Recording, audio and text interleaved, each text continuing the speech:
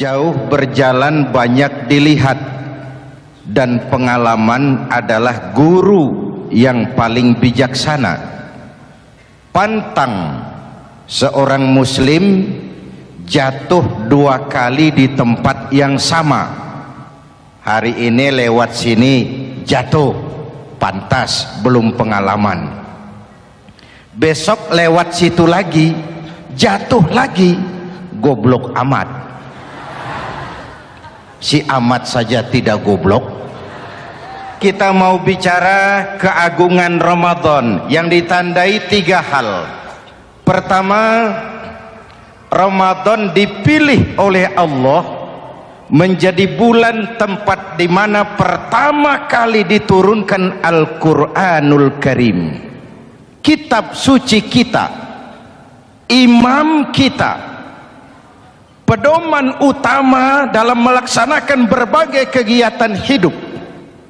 Pertama, ia berisi akidah yang tujuannya menyelamatkan manusia dari ketergantungan kepada benda, menyelamatkan manusia dari kemusyrikan, baik syirik yang jali maupun syirik yang khafi. Syirik jali itu syirik terang-terangan, nyata-nyata menyembah berhala, nyata-nyata meyakini Tuhan lebih dari satu. Kalau gitu insya Allah kita aman. Tapi ada syirik khafi, syirik yang tersembunyi, menjadikan yang selain Allah sebagai tujuan akhir dari seluruh kegiatan hidup. Itu syirik khafi. Saya sejak pakai cincin ini rezeki lancar. Cincin. Saya sejak pakai gesper ini, jangan anak gadis, nenek-nenek ngelihat saya lemes. Gesper. Ini sejak ada perkutut di rumah ini, bisnis bagus. Perkutut. Kalau komputer lebih kita kagumi dari Allah, itulah berhala kita. Kalau pangkat lebih kita utamakan dari Allah, itulah berhala kita. Kalau ilmu lebih kita kagumi daripada Allah, itulah berhala kita. Quran membebaskan manusia dari ketergantungan kepada benda, membersihkan keyakinan, meluruskan tauhid dengan konsep akidah. Lalu sisi yang kedua, syariat untuk mengatur kehidupan sesama manusia. Selama ini kalau mendengar syariat yang terbayang oleh kita kan yang serem-serem, dan memang diopinikan sedemikian rupa. Padahal watak syariat itu pertama, al-musawat bainan nas fi takalifil ahkam. Ini watak syariat Islam. Semua manusia sama dalam berhadapan dengan hukum Allah. Semua manusia sama. Bukankah ini yang kita perjuangkan dengan tuntutan keadilan?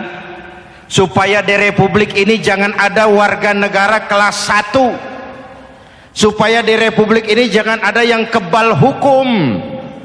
Supaya di Republik ini hukum jangan seperti pisau, tajam ke bawah tapi tumpul ke atas. Syariat mengajarkan al-musawat bainan nas fi takalifil ahkam. Semua manusia sama dalam berhadapan dengan hukum Allah. Ketika mengajarkan orang beramal, Rasulullah kepada putri kesayangan beliau sendiri berkata, "I'mali ya Fatimah, i'mali fa inni la ughni anki minallahi syai'a." Fatimah, beramal kau. Fatimah, solat. Fatimah, puasa. Fatimah, haji. Kalau kau tidak beramal, aku ayahmu Rasulullah tidak akan sanggup membelamu di akhirat nanti. Inilah watak syariat. Tidak mentang-mentang anak kesayangan lalu ada jaminan, sudah Fat, kamu nggak sholat nggak apa-apa, nanti di akhirat ada papi. Tidak. Semua manusia sama dalam berhadapan dengan hukum. Andai kata Fatimah putri Muhammad mencuri, tidak usah orang lain, Muhammad sendiri yang akan memotong tangannya. Bukankah keadilan macam ini yang kita harapkan? Cuma sayang selama ini banyak kita mengenal Islam seperti orang buta kenal gajah. Ada 3 orang buta dilepas ke kebun binatang, disuruh kenal gajah. Saya yakin laporannya lain-lain. Orang buta pertama bilang, "Pak, gajah tipis lebar kayak kipas." Kenapa? Dia baru pegang telinganya. Orang buta kedua ngotot, "Goblok itu, Pak. Yang betul saya, gajah kecil panjang kayak ular." Kenapa? Yang dia pegang ekornya. Orang buta ketiga lebih marah, dua-duanya tolol, Pak. Yang betul itu saya, gajah tinggi besar seperti pohon kelapa. Karena yang dia pegang kakinya. Beginilah kita mengenal Islam. Seperti orang buta kenal gajah, frame of reference, kacamata pandangannya tidak total. Baru kenal kaki gajah sudah sok tahu gajah, baru kenal telinga gajah sudah sok kenal gajah. Kemana-mana pidato, "Saudara-saudara, gajah tipis lebar kayak kipas." Buat orang yang belum kenal gajah, dia menyesatkan. Buat orang yang sudah tahu gajah, senyum di kolom. "Oh, kau baru kenal kupingnya kok." Begitulah kadang-kadang kita baca Quran, ayatnya yang keras, kesannya Islam itu sangar, Islam itu sadis, Islam itu perang. Di sisi lain ada yang adem, sejuk, lalu lahir generasi feminim. Buat saya yang terpenting semua kita perlu. Rasul mengajarkan, "La takun ratban fatuksara wa la yabisan fatuksara." Jangan lemah, nanti kau diinjak orang, tapi jangan keras, nanti kau dipatahkan orang. Hadirin yang saya hormati, lalu syariat juga punya at-tadrij fit tasri', tahapan dalam melaksanakan syariat. Oleh karena itu Ramadan yang keagungannya ditandai dengan turunnya Al-Quran harus jadi momentum kembalinya kita kepada Al-Quran. Quran itu imam, kita ini makmum. Saya mau tanya, imam ikut makmum apa makmum ikut imam? Makmum ikut imam apa imam ikut makmum? Makmum ikut imam. Kalau Quran imam dan kita makmum, kita ikut Quran, jangan Quran diminta ikut kita. Imam ruku, kita ruku, imam sujud, kita sujud, imam i'tidal, kita i'tidal. Ke barat kata Quran, ke barat kita berangkat, ke timur kata Quran, ke timur kita menuju. Halal kata Quran, ambil, haram menurut Quran, tinggalkan. Kalau dia imam dan kita adalah makmum, mari berimam kepada Al-Quranul Karim. Yang kedua, keagungan Ramadan ditandai dengan perintah melaksanakan ibadah puasa. Para ulama menyebut puasa itu ibadah sirriyah, ibadah rahasia, ibadah abstrak, tidak ada unsur sugesti. Kalau kita sholat orang lihat, kita sedekah orang tahu, kita pergi haji satu kampung nganter, kita puasa cuma kita dan Allah. Pura-pura sholat ketahuan, Pak. Pura-pura sedekah nggak bisa dong, apa yang disedekahin. Pura-pura haji kemana perginya? Tapi pura-pura puasa gampang. Keluar rumah bibir lap yang kering, jalan lemesin dikit, ada angin miring, lemes amat puasa. Sirriyah, abstrak. Ibadah lain bisa dinilai, wah itu teman kita sodakohnya berani ya. Kok tahu kamu? Kelihatan dari jumlahnya. Itu sholatnya khusyuk ya. Kok ngerti kamu? Kelihatan dari geraknya. Tetangga sebelah itu rasa-rasanya hajinya mabrur ya. Kok ngerti kamu? Kelihatan dari tingkah lakunya setelah pulang haji. Kalau yang sebelah lagi itu haji tomat. Di Mekah tobat sampai kampung kumat. Ibadah lain kelihatan bisa dinilai, tapi puasa tidak bisa dinilai. Belum pernah saya dengar orang bilang, teman kita puasanya mantap betul ya. Kok tahu kamu? Beludah terus. Nggak ada hubungannya. Oleh karena puasa ibadah sirri, ibadah abstrak, maka yang terbentuk dari ibadah ini pertama keikhlasan. Ini sikap hidup yang paling penting. Orang lain mau puji atau tidak bukan soal, orang lain mau dengar atau tidak bukan soal. Ini urusan saya dengan Allah. Dari ibadah sirri seperti ini terbentuk keikhlasan, dan itu penting. Penyakit yang namanya stres lalu menjadi stroke itu umumnya karena orang kehilangan keikhlasan. Tetangga sebelahnya beli TV, dia demam, panas dingin. Temannya naik jabatan, dia masuk rumah sakit. Temannya beli rumah, dia mati. Disiksa oleh perasaannya sendiri.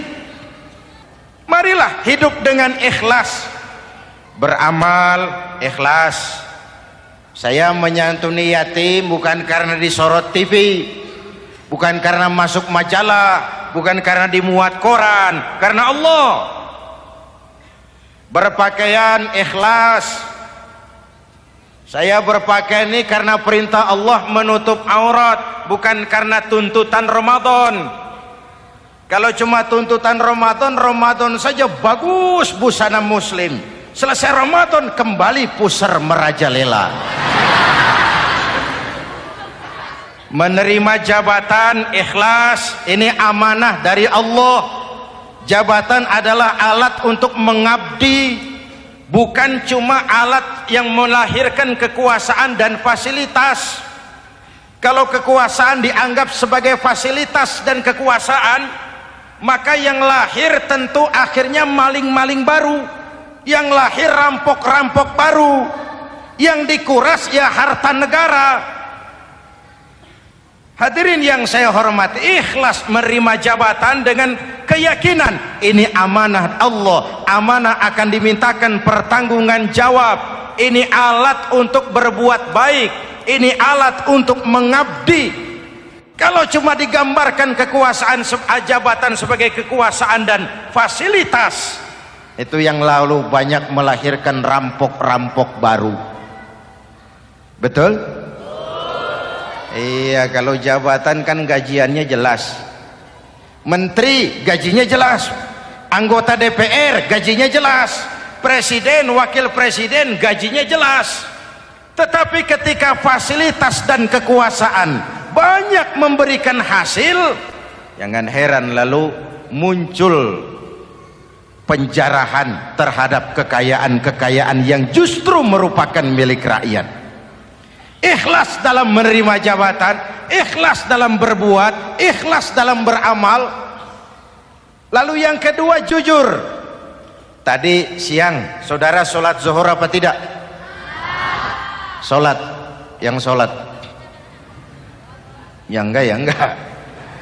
Sebelum sholat zuhur kan saudara berwudu. Waktu berwudu kan saudara berkemur, memasukkan air ke mulut. Umpama waktu berkemur saudara korupsi, dikit saja airnya saudara minum, jangankan hansip, jangankan satpam, jangankan polisi, teman sebelah pun tidak tahu kalau waktu berkemur kita korupsi. Kenapa kita tidak mau melakukan itu? Ada rasa malu kepada Allah. Alangkah positifnya kalau ini diterjemahkan dalam kehidupan. Sekarang kan kita berpikirnya Allah ditekan. Kamu korupsi ya? Iya, Tuhan kan tahu. Biarin, Tuhan mah tahu, nggak ribut. Nggak ribut katanya. Tapi kalau orang, 3 orang saja tahu, geger kantor. Bayangin, Tuhan aja ditekan, Tuhan diintimidasi, apalagi orang lain. Lahir etika otonom, daya kontrol yang paling ampuh yang muncul dari dalam jiwa kita sendiri. keikhlasan yang dibentuk oleh pelaksanaan ibadah puasa, kejujuran yang dibentuk oleh pelaksanaan ibadah puasa, lalu kesabaran. Kata Nabi, as-siyamu junnatun, puasa itu benteng, dinding. Fa idza kana yaumus siyami ahadikum, kalau salah seorang kamu tengah berpuasa, fala yarfus, jangan berkata kotor, wala yafsuk, jangan berkata keji, wa in sabahu ahadun au qatalahu falyaqul inni shaim, inni shaim. Kalau ada orang mencaci maki dia, bahkan mengajak dia berkelahi yang menurut ukuran dia mesti menang, tapi karena puasa, maaf, saya bukan gak berani sama kamu, saya sedang puasa. Kalau mau berkelahi juga ntar aja habis buka, segeran dikit berantemnya. Inni shaim, maaf saya sedang berpuasa.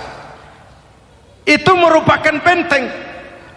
Orang itu kan kalau lagi puasa kondisi lapar, haus, temperamen kan tinggi, sedikit tersinggung temperatur naik, sama marah gampang. Kalau waktu begitu dia bisa sabar, ketika kenyang sudah nggak ada masalah. Sabar baik dalam taat kepada Allah, sabar dalam melaksanakan perintahnya, sabar dalam meninggalkan larangannya, dan sabar di dalam menghadapi musibah, kesulitan-kesulitan dalam kehidupan kita.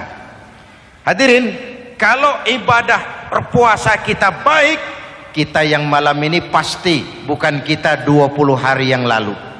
Kita yang malam ini, kita yang sudah ditempa oleh penggojologan Ramadan, ditempa oleh kawah candra di mukanya Ramadan, sehingga membias dalam pembentukan pribadi.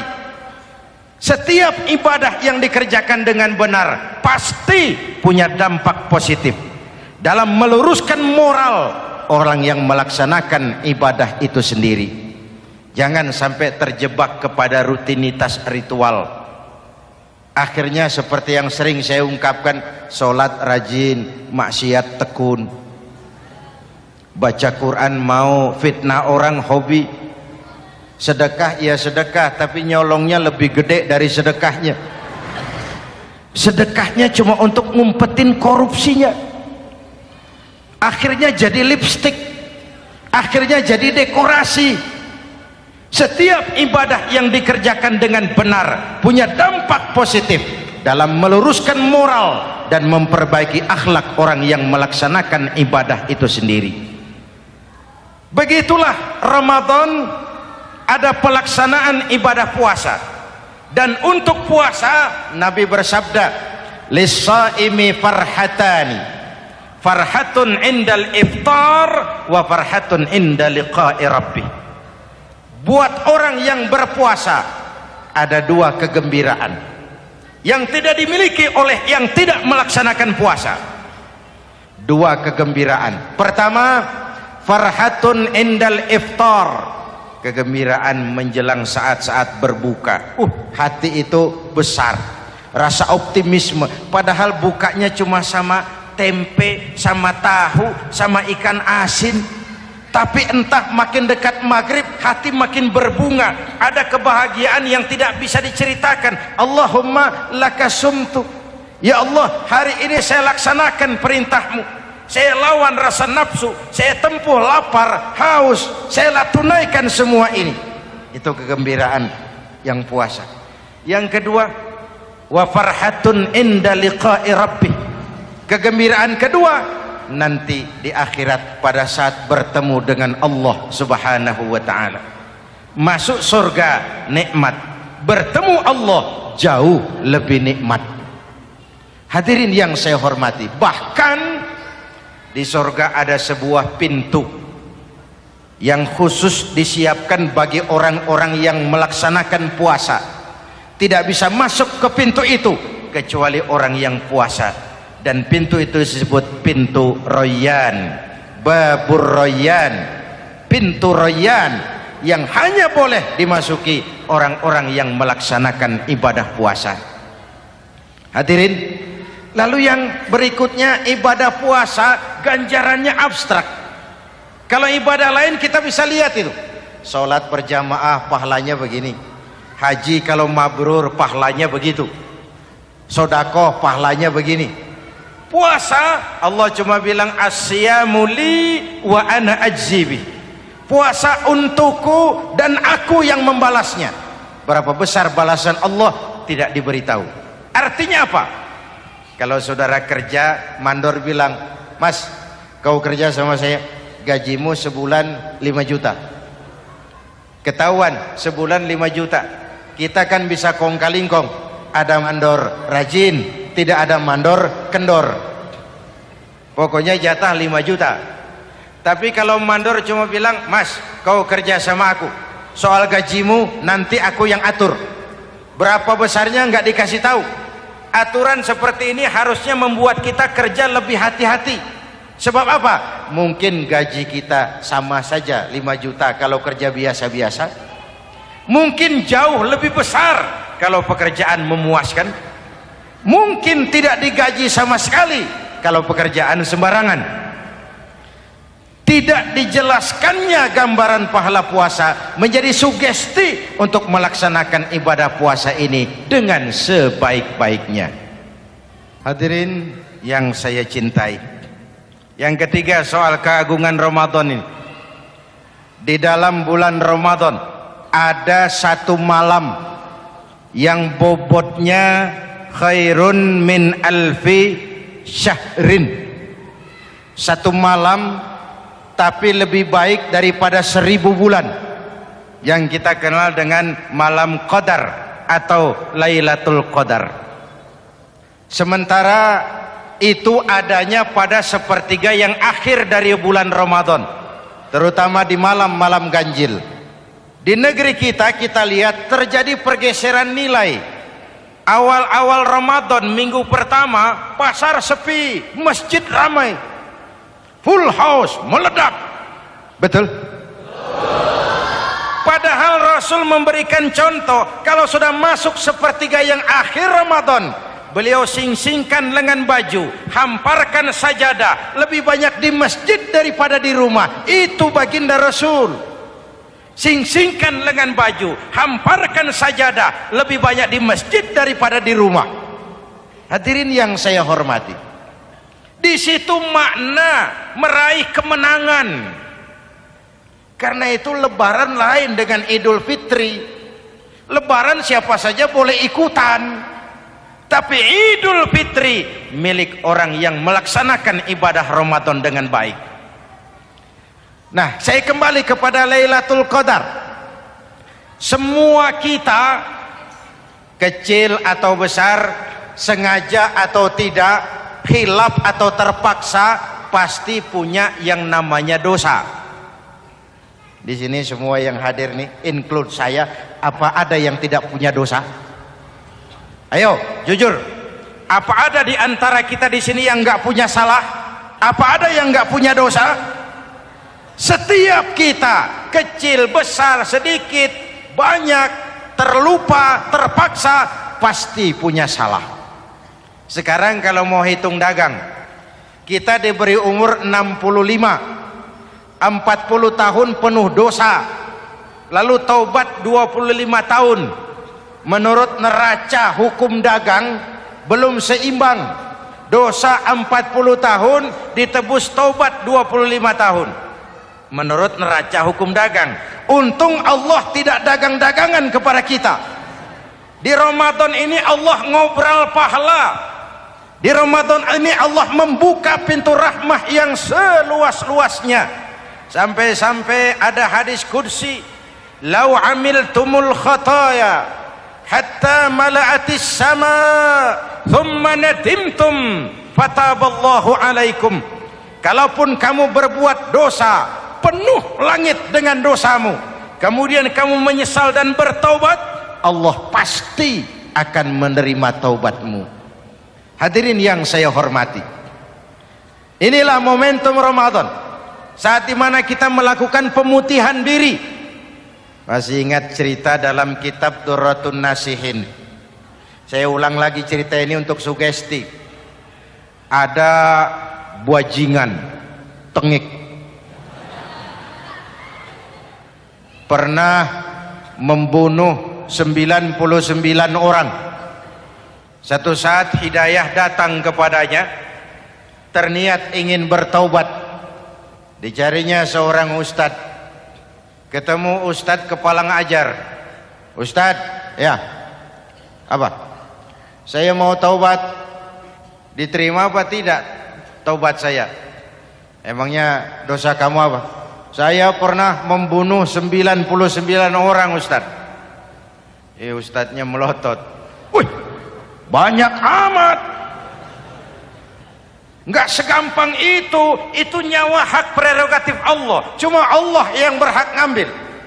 Membunuh tanpa alasan yang benar, dosa besar. Dosamu kelewat banyak, Mas. Enggak bisa.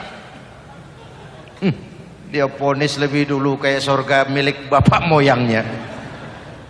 Ini preman kita pikir ini ustadz saya niat baik-baik ngomongnya nggak enak. Daripada 99 tanggung. Saya lempengin aja nih urusan dah. Dibabat lagi ustadz. Tamat. Selesai. Pas. Cepet. Niat taubatnya masih terus. Dia mengembara sampai ketemu seorang ustadz yang bijak. Waalaikumsalam Ustadz. Assalam. Ada apa? Ustadz, saya mau taubat, diterima apa enggak sih? Oh, sebelum mentari terbit dari sebelah barat, sebelum nafasmu sampai di tenggorokan, Allah akan menerima taubatmu. Boleh jadi dosamu besar, tapi ampunan Allah lebih besar dari dosamu. Begitu tadi. Iya. Cuman ngomong-ngomong dosamu apa sih? Ustadz, saya sih tadinya cuma bunuh 99 orang. Terus ada ustadz ngomongnya nggak enak. Jadi saya cukupin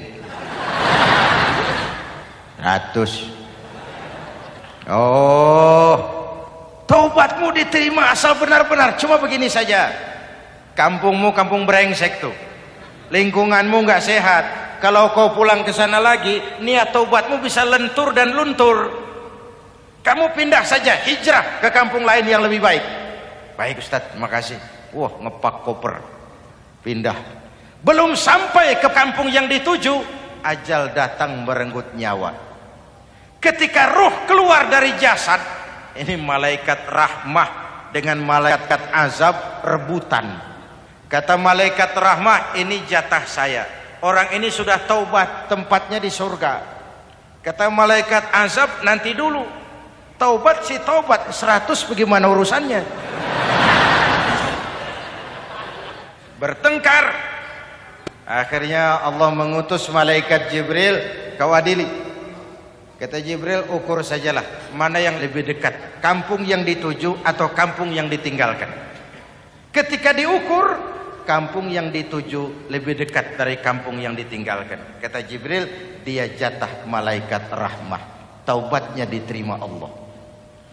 Nah, kalau mendengar riwayat seperti ini, jangan diartikan bahwa untuk taubat mesti membunuh 100 orang. Ini harus diartikan bagaimanapun besar dosa dan kesalahan yang kita lakukan, jangan putus asa dari rahmat Allah. Sebaliknya, bagaimanapun banyak kebaikan yang kita kerjakan, jangan puas hati dan sombong diri. Kita belum tahu akhir perjalanan hidup ini. Kita hanya berbuat dan berbuat. Kepastian itu haknya Allah. Ada yang masuk neraka karena menyiksa kucing. Ada yang masuk surga walaupun sudah membunuh 100 orang. Bahkan kalau nanti saudara di surga ketemu orang-orang soleh, saudara nggak usah kaget, itu memang tempatnya di surga. Saudara akan kaget nanti kalau di surga ketemu pelacur. Pelacur masuk surga. Penasaran, saudara samperin, Mbak Yu. Ya Mas, sampean ada di sini, apa Allah nggak salah wesel ini? Iya mas, saya ini ada di surga sini. Padahal waktu di dunia dulu saya ini siapa mas tahu kan? Mas juga langganan kan waktu itu kan.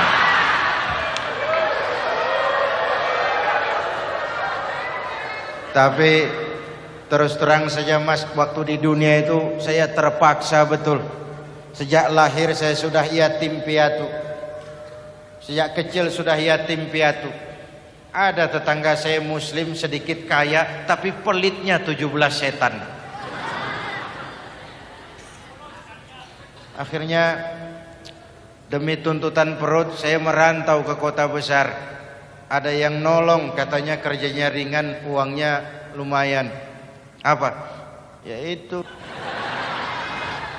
Demi sesuap nasi saya lakoni. Satu malam saya lagi berangkat dagang, lewat Masjid Baitul Ihsan. Ada ceramah, saya dengar dari jauh. Ustadznya pidato, katanya Allah berpesan, "Lau amiltumul khataya hatta mala'atis sama, thumma nadimtum, fataballahu alaikum." Kalaupun kamu berbuat dosa, penuh langit dengan dosamu, lalu kau menyesal dan bertaubat, Allah pasti akan menerima taubatmu. Mendengar hadis itu mas, berlinang air mata saya. Terbayang dosa-dosa yang pernah saya lakukan. Terbayang orang-orang yang pernah menanamkan modal asing.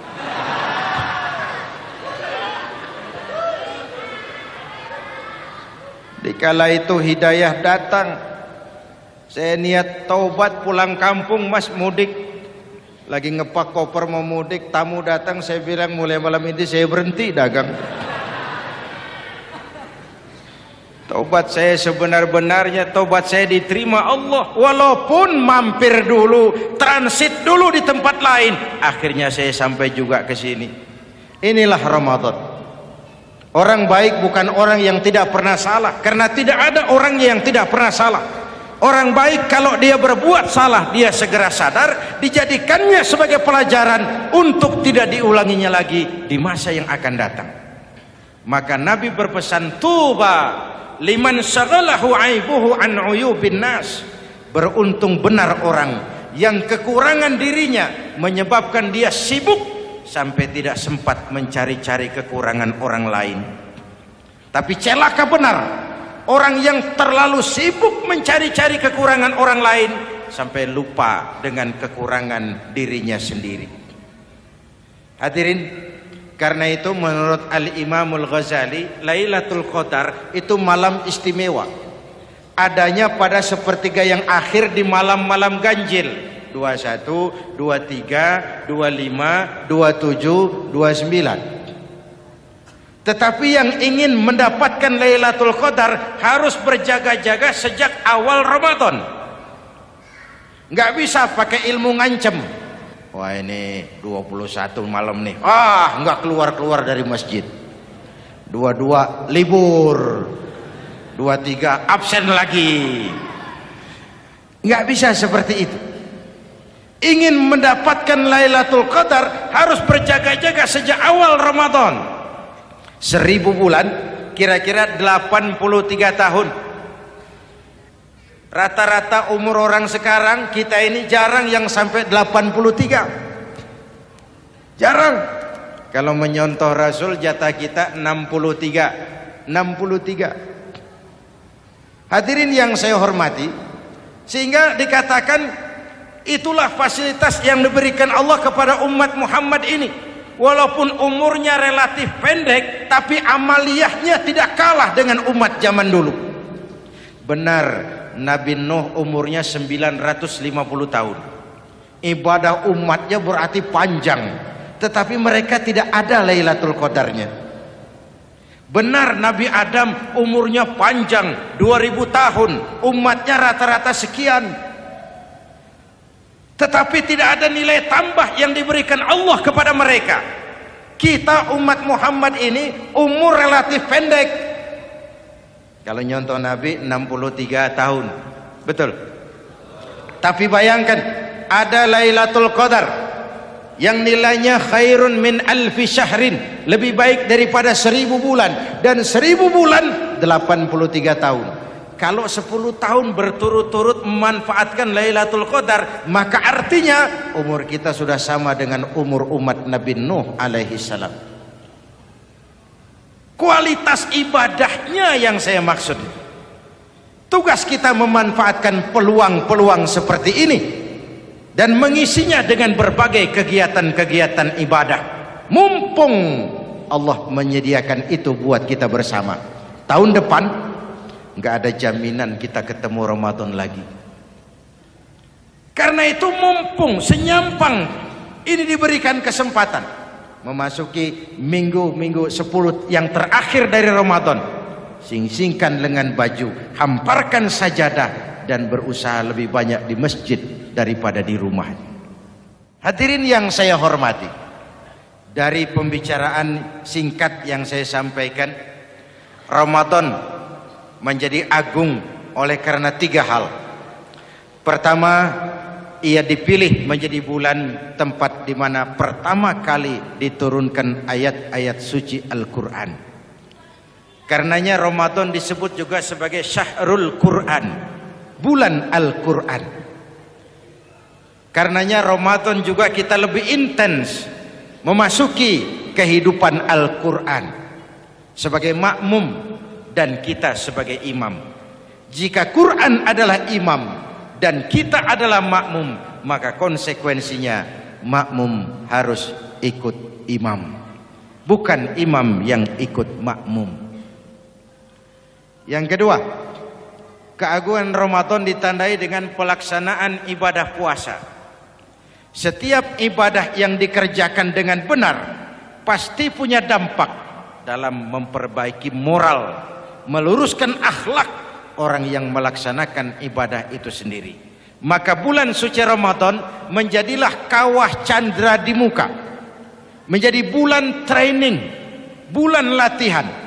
Saya sering ibaratkan, Mike Tyson masuk latihan, keluar latihan, tindunya makin hebat. Hewitt masuk latihan, keluar latihan, tenisnya makin canggih. Zinedine Zidane masuk latihan, keluar latihan, sepak bolanya makin hebat. Kalau latihan tiap hari, main kalah terus, orang kan ngomong, buat apa latihan?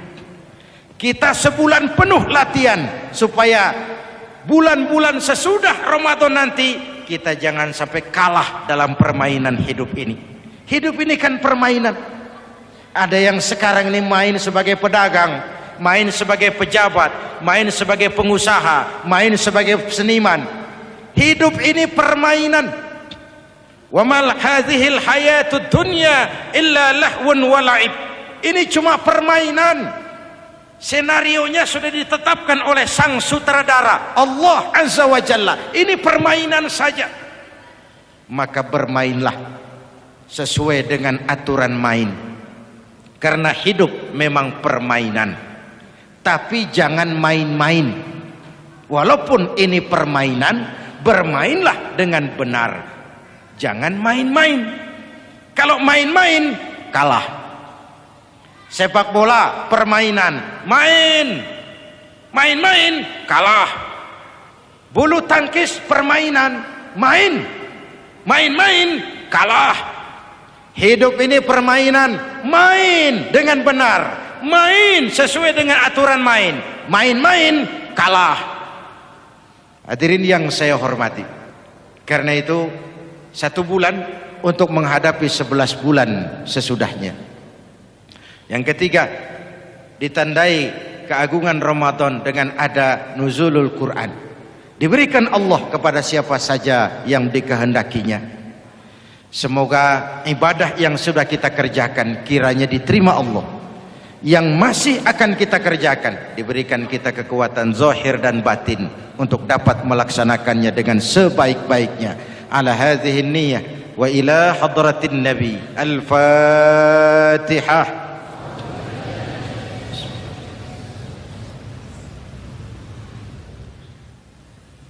Bismillahirrahmanirrahim. Alhamdulillahi Rabbil Alamin. Allahumma salli wa sallim mubarak ala Sayyidina Muhammadin wa ala alihi wa sahbihi ajma'in.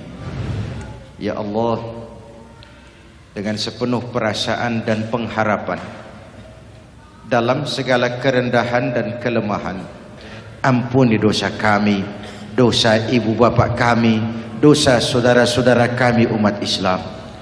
Kalau selama ini lebih banyak lalai kami dari ingat kami, lebih banyak keluhan kami dari syukur kami, lebih banyak marah kami dari sabar kami, tunjuki kami jalan-Mu yang lurus, yang apabila kami berpijak di atasnya, tidaklah kami akan tersesat buat selamanya.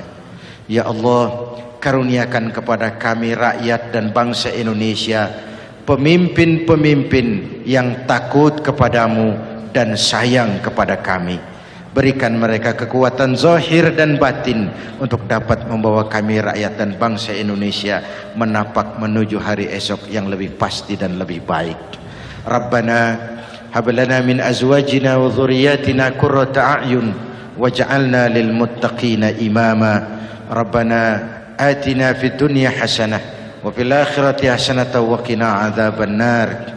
Rabbana taqabbal minna salatana wa siyamana wa qiyamana wa takhashu'ana wa ta'abbudana wa tammim taqsirana ya arhamar rahimin. Rabbana ja'alna minas su'ada'il maqbulin wa la taj'alna ya Allah minal asqiya'il mardudin. Afdalu ma qultuhu ana wan nabiyyuna min qabli la ilaha illallah.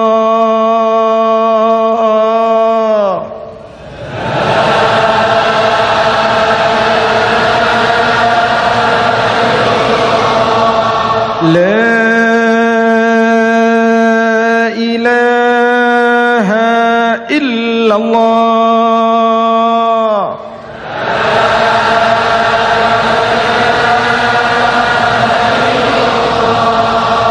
Muhammadur Rasulullah.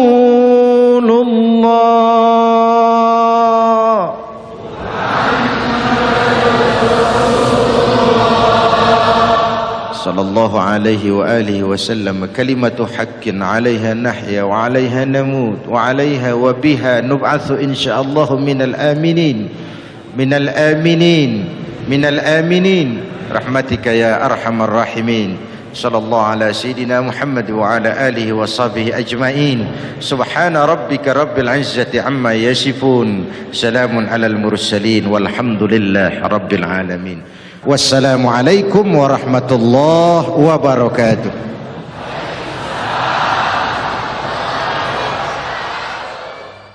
Ya Sayyidi ya Rasulullah.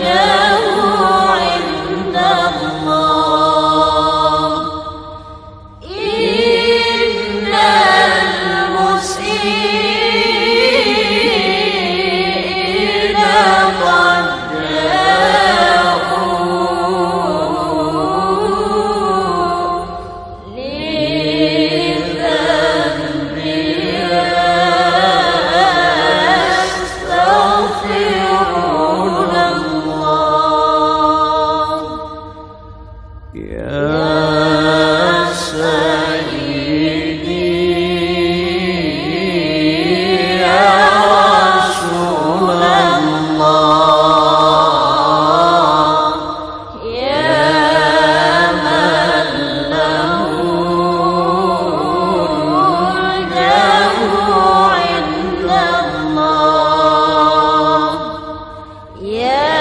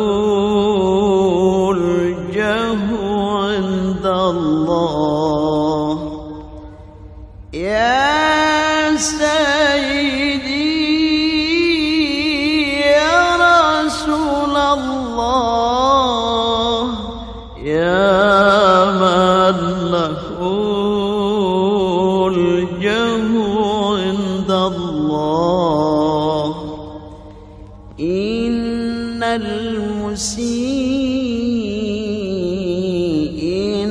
قد جاءوا لذنب يستغفرون الله يا سيدي يا رسول الله يا من له الجاه عند الله يا سيدي يا رسول الله يا من له الجاه عند الله إن المسيئين قد جاءوا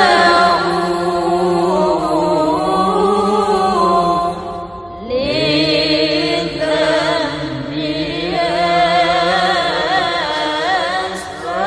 يستغفرون الله نادى المهاجر صفي الله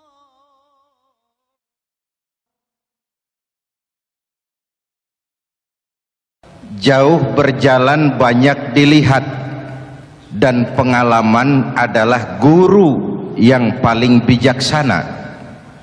Pantang seorang muslim jatuh 2 kali di tempat yang sama. Hari ini lewat sini jatuh, pantas belum pengalaman. Besok lewat situ lagi jatuh lagi, goblok amat. Si amat saja tidak goblok. Kita mau bicara keagungan Ramadan yang ditandai 3 hal. Pertama, Ramadan dipilih oleh Allah menjadi bulan tempat di mana pertama kali diturunkan Al-Qur'anul Karim, kitab suci kita, imam kita, pedoman utama dalam melaksanakan berbagai kegiatan hidup. Pertama, ia berisi akidah yang tujuannya menyelamatkan manusia dari ketergantungan kepada benda, menyelamatkan manusia dari kemusyrikan, baik syirik yang jali maupun syirik yang khafi. Syirik jali itu syirik terang-terangan, nyata-nyata menyembah berhala, nyata-nyata meyakini Tuhan lebih dari satu. Kalau gitu insya Allah kita aman. Tapi ada syirik khafi, syirik yang tersembunyi, menjadikan yang selain Allah sebagai tujuan akhir dari seluruh kegiatan hidup. Itu syirik khafi. Saya sejak pakai cincin ini rezeki lancar. Cincin. Saya sejak pakai gesper ini, jangan anak gadis, nenek-nenek ngelihat saya lemes. Gesper. Ini sejak ada perkutut di rumah ini, bisnis bagus. Perkutut. Kalau komputer lebih kita kagumi dari Allah, itulah berhala kita. Kalau pangkat lebih kita utamakan dari Allah, itulah berhala kita. Kalau ilmu lebih kita kagumi daripada Allah, itulah berhala kita. Quran membebaskan manusia dari ketergantungan kepada benda, membersihkan keyakinan, meluruskan tauhid dengan konsep akidah. Lalu sisi yang kedua, syariat untuk mengatur kehidupan sesama manusia. Selama ini kalau mendengar syariat yang terbayang oleh kita kan yang serem-serem, dan memang diopinikan sedemikian rupa.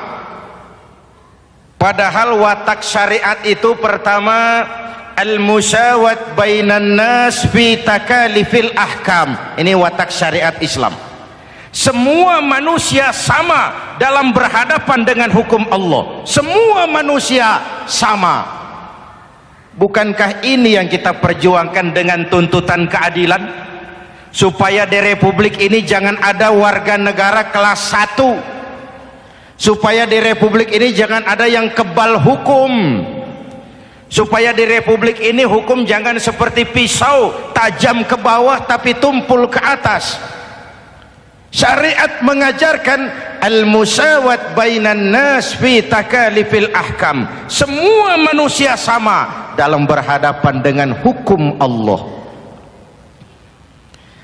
Ketika mengajarkan orang beramal, Rasulullah kepada putri kesayangan beliau sendiri berkata, "I'mali ya Fatimah, i'mali fa inni la ughni anki minallahi syai'a."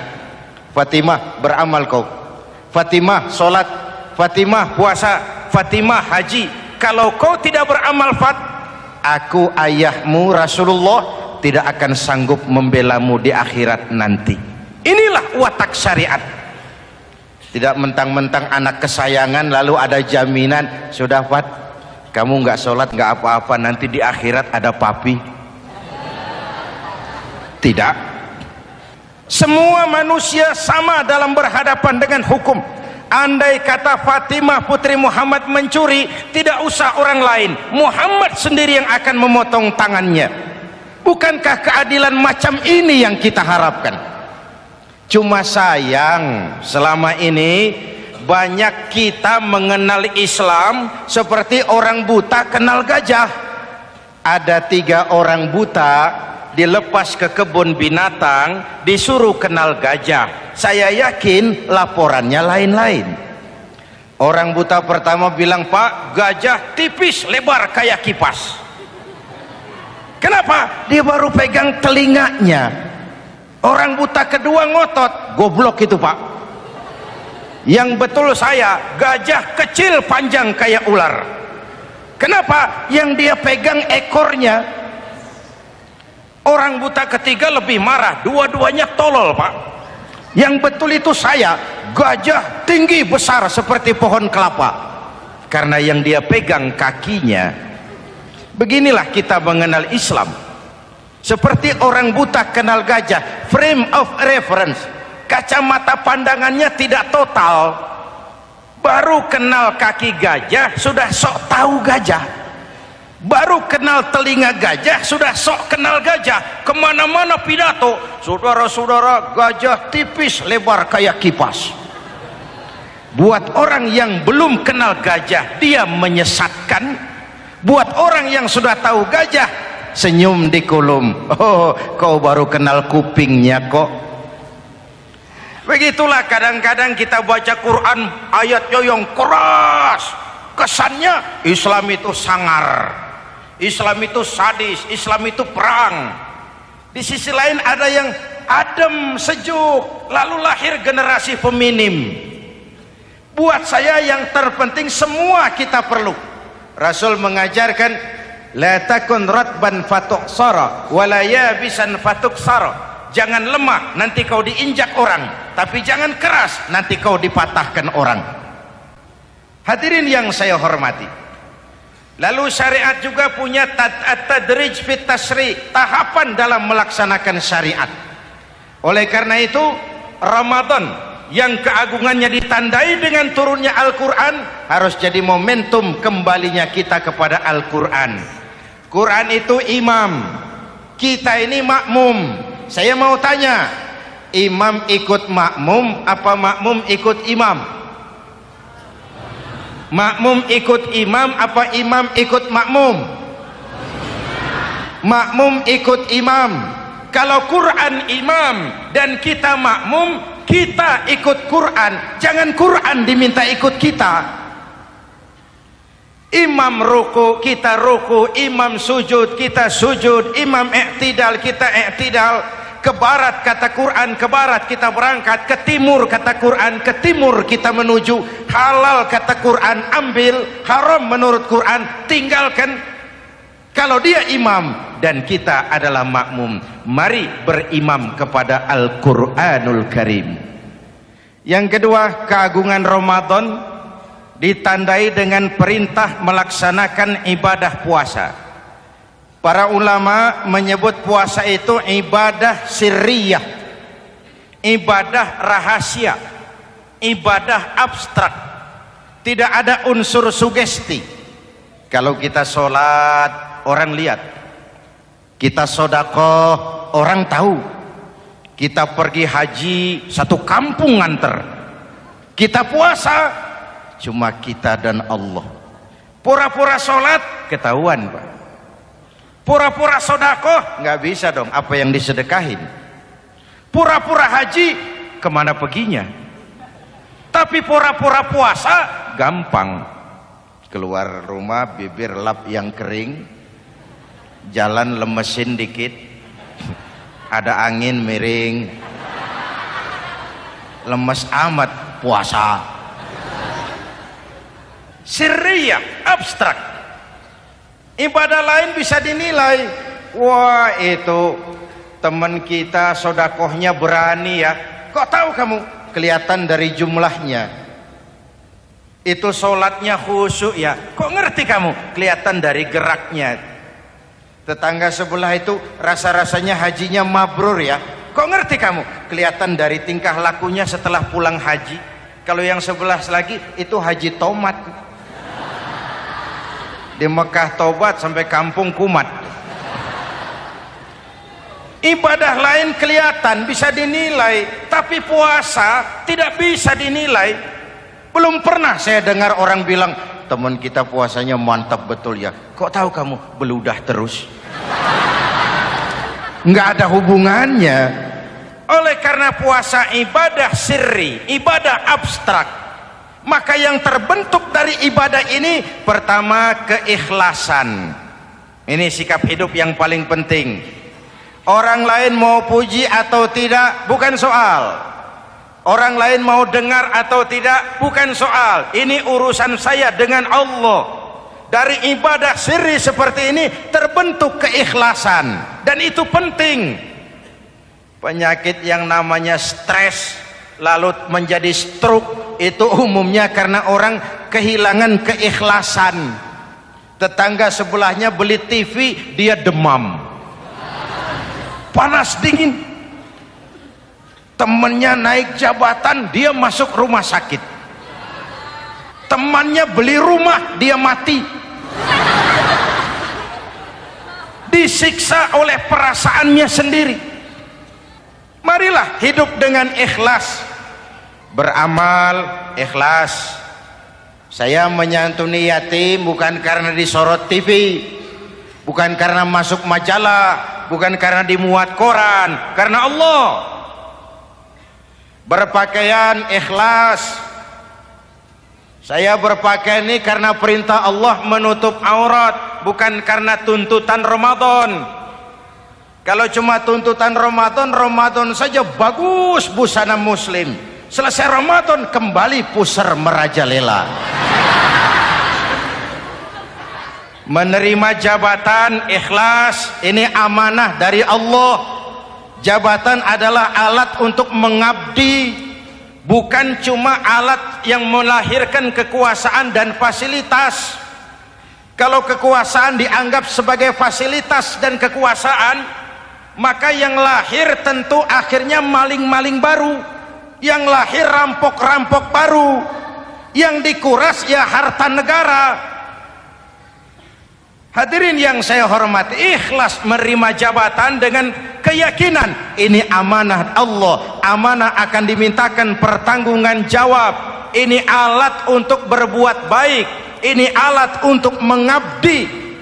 Kalau cuma digambarkan kekuasaan jabatan sebagai kekuasaan dan fasilitas, itu yang lalu banyak melahirkan rampok-rampok baru.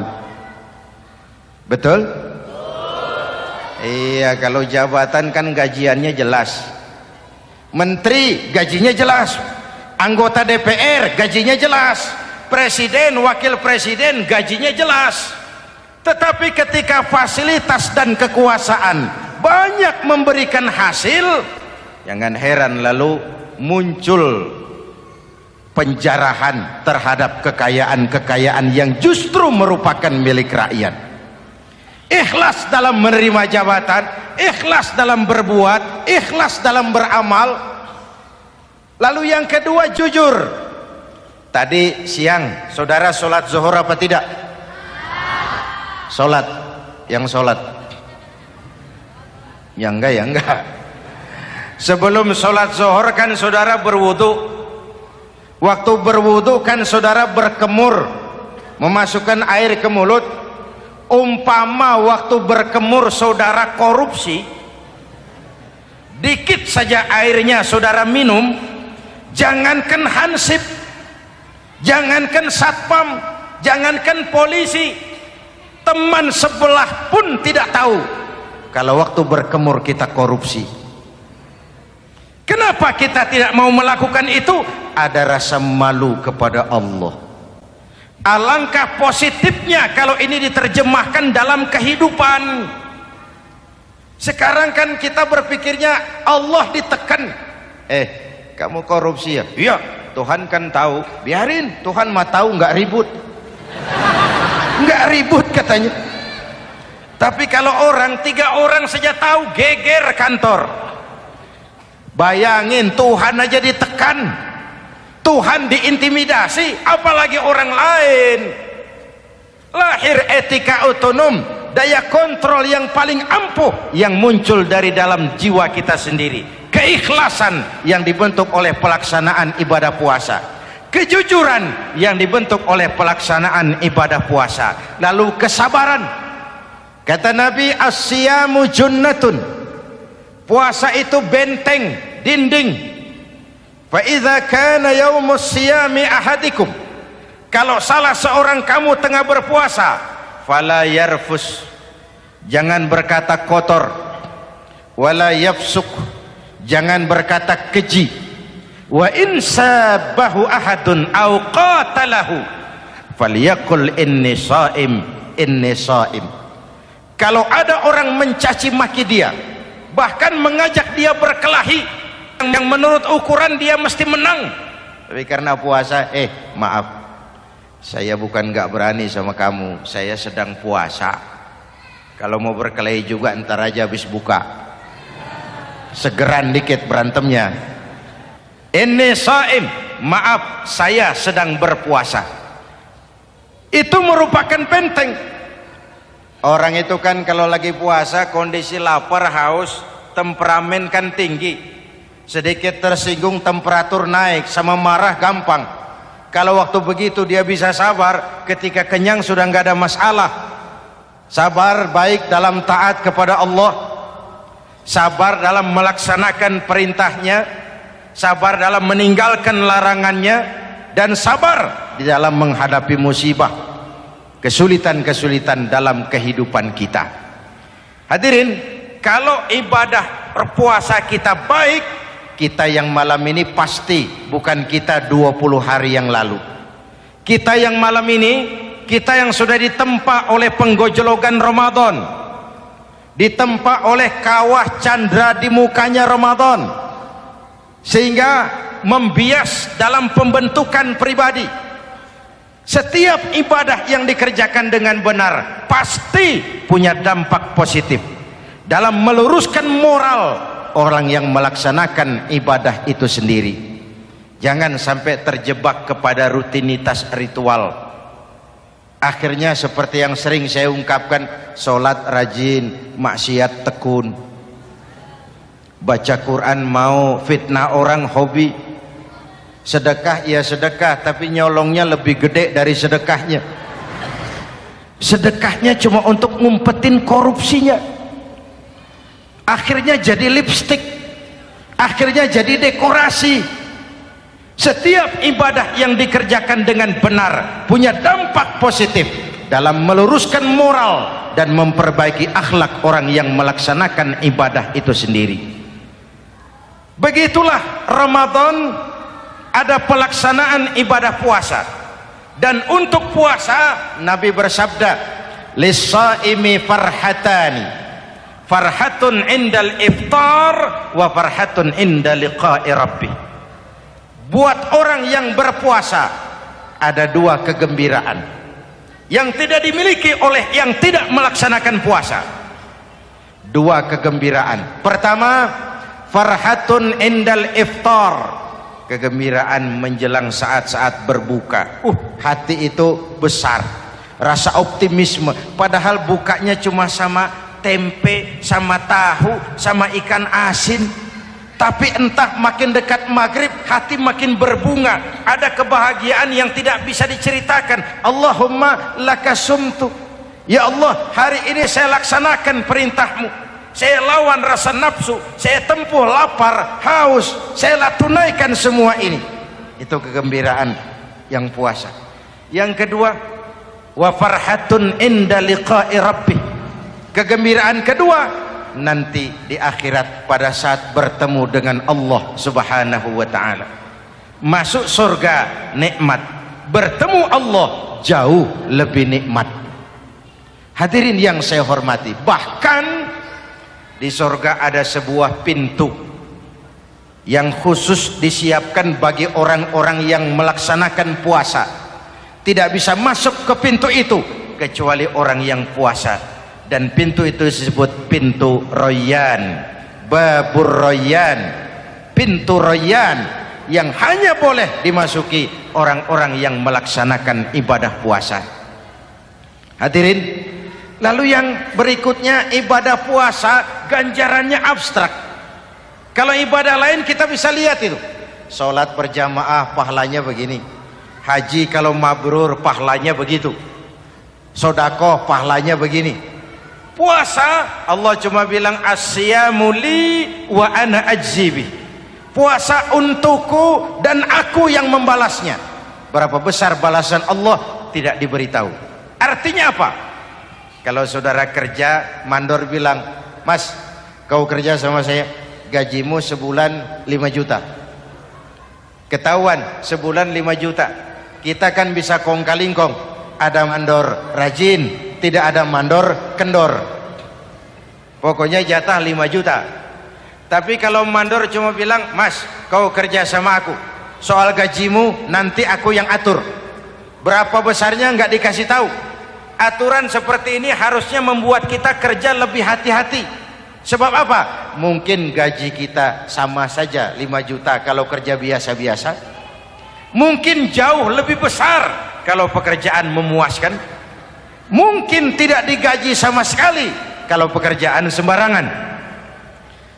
Tidak dijelaskannya gambaran pahala puasa menjadi sugesti untuk melaksanakan ibadah puasa ini dengan sebaik-baiknya. Hadirin yang saya cintai, yang ketiga soal keagungan Ramadan ini. Di dalam bulan Ramadan ada satu malam yang bobotnya khairun min alfi syahrin, satu malam tapi lebih baik daripada 1000 bulan, yang kita kenal dengan malam Qadar atau Lailatul Qadar. Sementara itu adanya pada sepertiga yang akhir dari bulan Ramadan, terutama di malam-malam ganjil. Di negeri kita lihat terjadi pergeseran nilai. Awal-awal Ramadan minggu pertama pasar sepi, masjid ramai, full house, meledak. Betul? Padahal Rasul memberikan contoh, kalau sudah masuk sepertiga yang akhir Ramadan, beliau sing-singkan lengan baju, hamparkan sajadah, lebih banyak di masjid daripada di rumah. Itu baginda Rasul. Sing-singkan lengan baju, hamparkan sajadah, lebih banyak di masjid daripada di rumah. Hadirin yang saya hormati, di situ makna meraih kemenangan. Karena itu lebaran lain dengan Idul Fitri. Lebaran siapa saja boleh ikutan, tapi Idul Fitri milik orang yang melaksanakan ibadah Ramadan dengan baik. Nah, saya kembali kepada Lailatul Qadar. Semua kita, kecil atau besar, sengaja atau tidak, khilaf atau terpaksa, pasti punya yang namanya dosa. Di sini semua yang hadir nih, include saya, apa ada yang tidak punya dosa? Ayo, jujur. Apa ada di antara kita di sini yang nggak punya salah? Apa ada yang nggak punya dosa? Setiap kita, kecil, besar, sedikit, banyak, terlupa, terpaksa, pasti punya salah. Sekarang kalau mau hitung dagang, kita diberi umur 65, 40 tahun penuh dosa, lalu taubat 25 tahun. Menurut neraca hukum dagang belum seimbang. Dosa 40 tahun ditebus taubat 25 tahun. Menurut neraca hukum dagang. Untung Allah tidak dagang-dagangan kepada kita. Di Ramadan ini Allah ngobrol pahala. Di Ramadan ini Allah membuka pintu rahmah yang seluas-luasnya. Sampai-sampai ada hadis qudsi, "Lau amiltumul khataya hatta mala'atis sama thumma nadimtum fataballahu alaikum." Kalaupun kamu berbuat dosa, penuh langit dengan dosamu, kemudian kamu menyesal dan bertaubat, Allah pasti akan menerima taubatmu. Hadirin yang saya hormati, inilah momentum Ramadan, saat dimana kita melakukan pemutihan diri. Masih ingat cerita dalam kitab Durratun Nasihin? Saya ulang lagi cerita ini untuk sugesti. Ada buajingan tengik pernah membunuh 99 orang. Satu saat hidayah datang kepadanya, terniat ingin bertaubat. Dicarinya seorang ustadz, ketemu ustadz kepala ngajar. Ustadz, ya, apa? Saya mau taubat, diterima apa tidak taubat saya? Emangnya dosa kamu apa? Saya pernah membunuh 99 orang ustadz. Ustadznya melotot, wih, banyak amat. Enggak segampang itu nyawa hak prerogatif Allah. Cuma Allah yang berhak ngambil. Membunuh tanpa alasan yang benar, dosa besar. Dosamu kelewat banyak, Mas. Enggak bisa. Dia vonis lebih dulu kayak surga milik bapak moyangnya. Ini preman kita pikir, ini ustadz saya niat baik-baik kok ngomongnya enggak enak. Daripada 99 tanggung, saya lempengin aja nih urusan. Dibabat lagi ustadz, tamat, selesai, pas, cepet. Niat taubatnya masih terus. Dia mengembara sampai ketemu seorang ustadz yang bijak. Waalaikumsalam Ustaz. Assalam. Ada apa? Ustaz, saya mau taubat, diterima apa enggak sih? Oh, sebelum mentari terbit dari sebelah barat, sebelum napasmu sampai di tenggorokan, Allah akan menerima taubatmu. Boleh jadi dosamu besar, tapi ampunan Allah lebih besar dari dosamu. Begitu Ustaz. Iya. Cuman ngomong-ngomong, dosamu apa sih? Ustaz, saya sih tadinya cuma bunuh 99 orang. Terus ada Ustaz ngomongnya nggak enak, jadi saya cukupin 100. Oh, taubatmu diterima asal benar-benar. Cuma begini saja, kampungmu kampung brengsek tuh, lingkunganmu nggak sehat. Kalau kau pulang ke sana lagi, niat taubatmu bisa lentur dan luntur. Kamu pindah saja, hijrah ke kampung lain yang lebih baik. Baik Ustaz, makasih. Wah, ngepak koper, pindah. Belum sampai ke kampung yang dituju, ajal datang merenggut nyawa.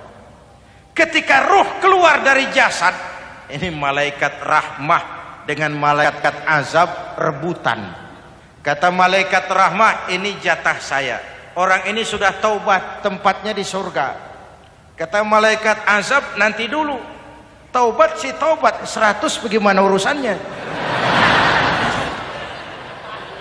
Bertengkar.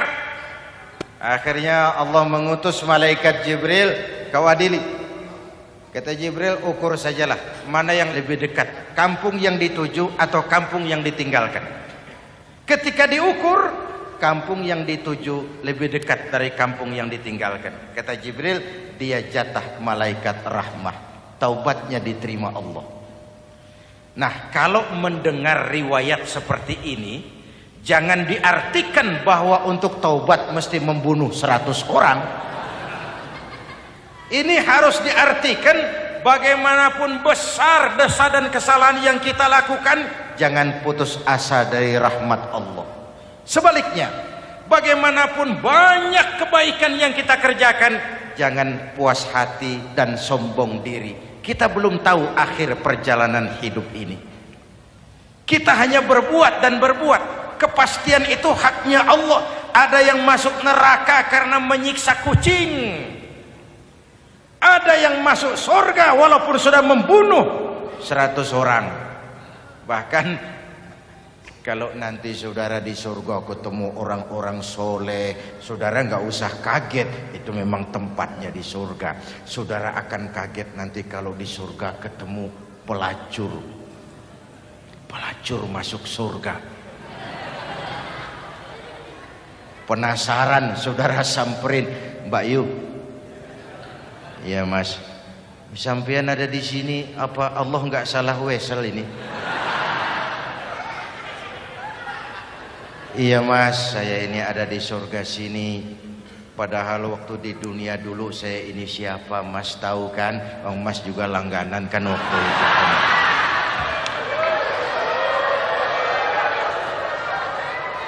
Tapi terus terang saja Mas, waktu di dunia itu saya terpaksa betul. Sejak lahir saya sudah yatim piatu. Sejak kecil sudah yatim piatu. Ada tetangga saya muslim sedikit kaya, tapi pelitnya 17 setan. Akhirnya demi tuntutan perut saya merantau ke kota besar. Ada yang nolong, katanya kerjanya ringan, uangnya lumayan. Apa? Yaitu demi sesuap nasi saya lakoni. Satu malam saya lagi berangkat dagang, lewat masjid Baitul Ihsan, ada ceramah. Saya dengar dari jauh, ustadznya pidato, katanya Allah berpesan, "Lau amiltumul khataya hatta mala'atis sama, thumma nadimtum, fataballahu alaikum." Kalaupun kamu berbuat dosa, penuh langit dengan dosamu, lalu kau menyesal dan bertaubat, Allah pasti akan menerima taubatmu. Mendengar hadis itu Mas, berlinang air mata saya. Terbayang dosa-dosa yang pernah saya lakukan. Terbayang orang-orang yang pernah menanamkan modal asing.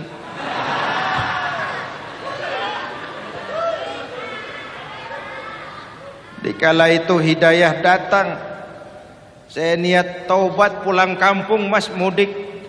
Lagi ngepak koper mau mudik, tamu datang, saya bilang mulai malam ini saya berhenti dagang. Taubat saya sebenar-benarnya, taubat saya diterima Allah. Walaupun mampir dulu, transit dulu di tempat lain, akhirnya saya sampai juga ke sini. Inilah Ramadan. Orang baik bukan orang yang tidak pernah salah, karena tidak ada orang yang tidak pernah salah. Orang baik kalau dia berbuat salah, dia segera sadar, dijadikannya sebagai pelajaran untuk tidak diulanginya lagi di masa yang akan datang. Maka Nabi berpesan, tuba liman syaghalahu aibuhu an uyubin nas. Beruntung benar orang yang kekurangan dirinya menyebabkan dia sibuk sampai tidak sempat mencari-cari kekurangan orang lain. Tapi celaka benar orang yang terlalu sibuk mencari-cari kekurangan orang lain sampai lupa dengan kekurangan dirinya sendiri. Hadirin, karena itu menurut Al-Imamul Ghazali, Lailatul Qadar itu malam istimewa. adanya pada sepertiga yang akhir di malam-malam ganjil 21, 23, 25, 27, 29. Tetapi yang ingin mendapatkan Lailatul Qadar harus berjaga-jaga sejak awal Ramadan. Nggak bisa pakai ilmu ngancem. Wah ini 21 malam nih, nggak keluar-keluar dari masjid. 22 libur, 23 absen lagi. Nggak bisa seperti itu. Ingin mendapatkan Lailatul Qadar harus berjaga-jaga sejak awal Ramadan. 1000 bulan kira-kira 83 tahun. Rata-rata umur orang sekarang kita ini jarang yang sampai 83. Jarang. Kalau menyontoh Rasul jatah kita 63. Hadirin yang saya hormati, sehingga dikatakan itulah fasilitas yang diberikan Allah kepada umat Muhammad ini.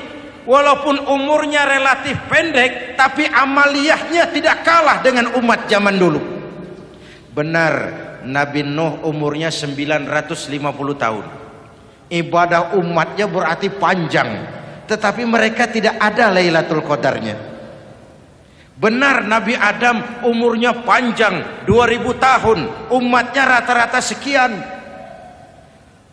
Tetapi tidak ada nilai tambah yang diberikan Allah kepada mereka. Kita umat Muhammad ini umur relatif pendek. Kalau nyontoh Nabi 63 tahun, betul. Tapi bayangkan ada Lailatul Qadar yang nilainya khairun min alfi syahrin, lebih baik daripada 1000 bulan, dan 1000 bulan 83 tahun. Kalau 10 tahun berturut-turut memanfaatkan Lailatul Qadar, maka artinya umur kita sudah sama dengan umur umat Nabi Nuh alaihi salam. Kualitas ibadahnya yang saya maksud. Tugas kita memanfaatkan peluang-peluang seperti ini dan mengisinya dengan berbagai kegiatan-kegiatan ibadah. Mumpung Allah menyediakan itu buat kita bersama. Tahun depan nggak ada jaminan kita ketemu Ramadan lagi. Karena itu mumpung senyampang ini diberikan kesempatan memasuki minggu-minggu 10 yang terakhir dari Ramadan, sing-singkan lengan baju, hamparkan sajadah, dan berusaha lebih banyak di masjid daripada di rumah. Hadirin yang saya hormati, dari pembicaraan singkat yang saya sampaikan, Ramadan menjadi agung oleh karena 3 hal. Pertama, ia dipilih menjadi bulan tempat di mana pertama kali diturunkan ayat-ayat suci Al-Quran. Karenanya Ramadan disebut juga sebagai Syahrul Quran, bulan Al-Quran. Karenanya Ramadan juga kita lebih intens memasuki kehidupan Al-Quran sebagai makmum dan kita sebagai imam. Jika Quran adalah imam dan kita adalah makmum, maka konsekuensinya makmum harus ikut imam, bukan imam yang ikut makmum.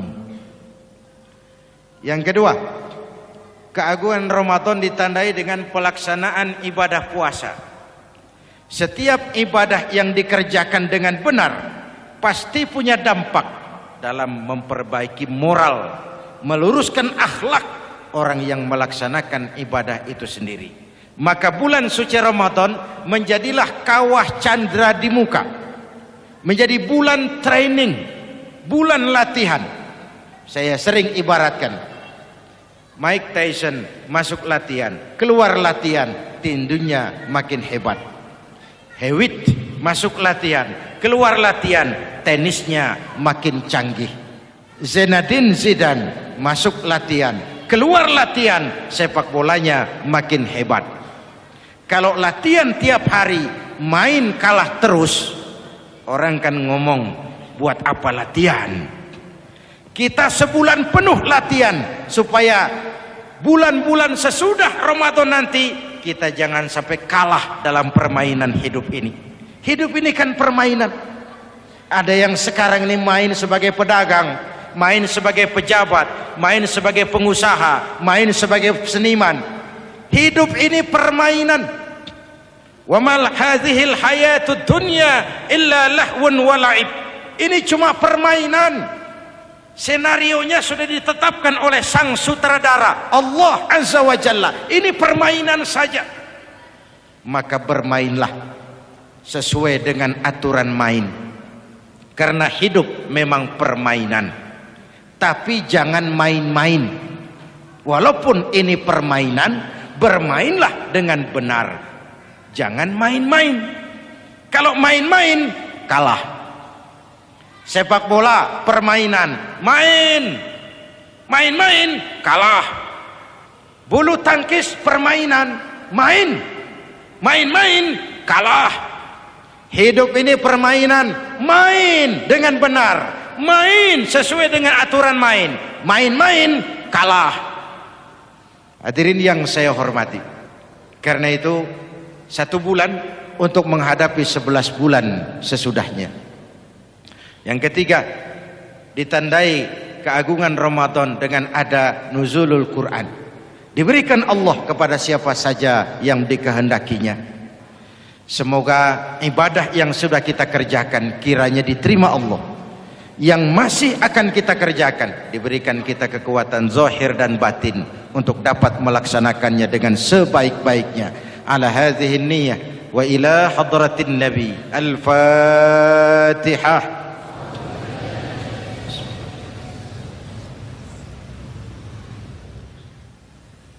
Bismillahirrahmanirrahim. Alhamdulillahi rabbil alamin.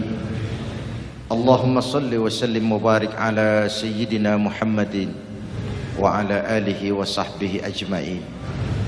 Ya Allah, dengan sepenuh perasaan dan pengharapan, dalam segala kerendahan dan kelemahan, ampuni dosa kami, dosa ibu bapak kami, dosa saudara-saudara kami umat Islam. Kalau selama ini lebih banyak lalai kami dari ingat kami, lebih banyak keluhan kami dari syukur kami, lebih banyak marah kami dari sabar kami, tunjuki kami jalan-Mu yang lurus, yang apabila kami berpijak di atasnya, tidaklah kami akan tersesat buat selamanya. Ya Allah, karuniakan kepada kami rakyat dan bangsa Indonesia pemimpin-pemimpin yang takut kepadamu dan sayang kepada kami. Berikan mereka kekuatan zahir dan batin untuk dapat membawa kami rakyat dan bangsa Indonesia menapak menuju hari esok yang lebih pasti dan lebih baik. Rabbana hab lana min azwajina wa dhurriyyatina qurrata a'yun waj'alna lil muttaqina imama.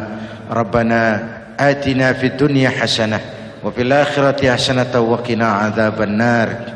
ربنا تقبل منا صلاتنا وصيامنا وقيامنا وتخشعنا وتعبدنا وتمم تقصيرنا يا أرحم الراحمين.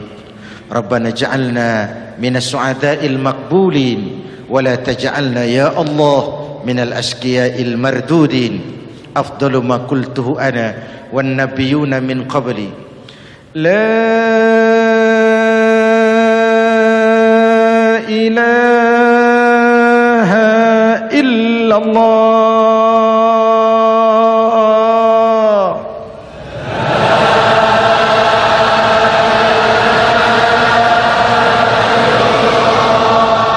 لا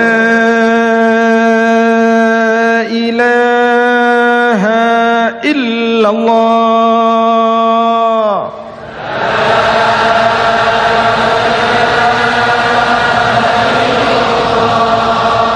محمد رسول الله.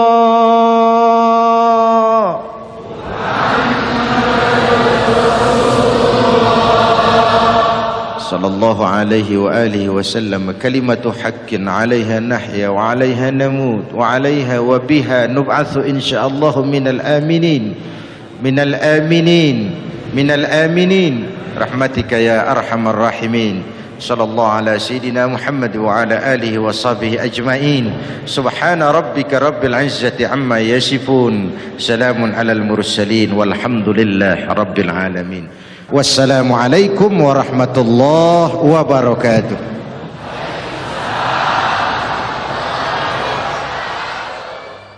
Ya Sayyidi ya Rasulullah,